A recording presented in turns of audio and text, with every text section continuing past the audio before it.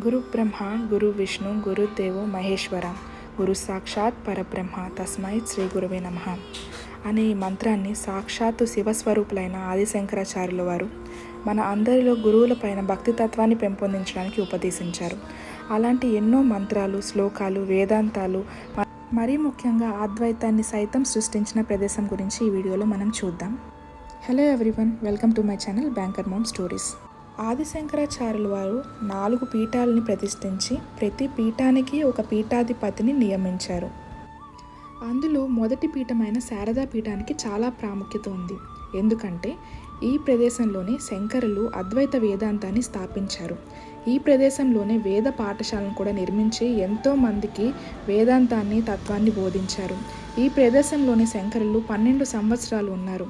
ఈ ప్రదేశంలోనే ఇప్పటి పీఠాధిపతులైన భారతీ తీర్థ స్వామీజీ వారు కూడా నివసిస్తున్నారు. ఆ ప్రదేశమే నరసింహవనంలో ఉన్న గురునివాస్. గురునివాస్కి ఇంకో ప్రాముఖ్యత ఉంది. అది ఏంటి అంటే శంకరులు వారు కైలాసం నుండి తెచ్చిన 5 లింగాలలో ఒక లింగం ఇక్కడే పూజలు అందుకుంటుంది. ప్రతిరోజు రాత్రి సమయంలో ఆ పీఠాధిపతులు ఆ చంద్రమౌళీశ్వర లింగానికి అభిషేకం చేస్తారు. సాక్షాత్తు ఆ శివయ్య ఇచ్చిన లింగానికి అభిషేకం చూడడం అంటే మన జన్మ ధన్యమైనట్టే. ఈ చంద్రమౌళీశ్వర ఆరాధన ప్రతిరోజు రాత్రి 7:30 నుంచి 9 వరకు ఉంటుంది. శుక్రవారాల్లో 8:30 నుంచి 10 వరకు ఉంటుంది.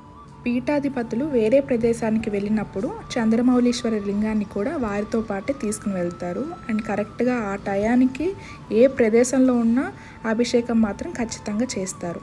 మీలో ఎవరైనా శృంగేరి ప్లాన్ చేసుకుంటే ఖచ్చితంగా ఈ చంద్రమౌళీశ్వర ఆరాధన మాత్రం మిస్ అవ్వద్దు. ఇలాంటి మరిన్ని ఇన్ఫర్మేటివ్ వీడియోస్ కోసం please subscribe to my channel banker mom stories.